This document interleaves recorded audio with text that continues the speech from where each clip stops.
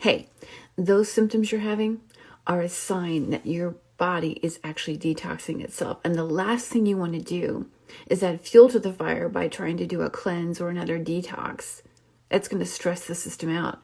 A more effective way to handle this is through partnering with your body. A good example is yesterday I had to have a teeth cleaning, and because I have managed my stress historically with a lot of gum chewing and clenching, I have a little bit of recession, which makes my teeth sensitive. So they used an anesthetic with epinephrine in it to help with the sensitivity. However, when I was done, the blood sugar issues, because epinephrine jacks your stress response, were off the charts. I was anxious, and I even developed a cough.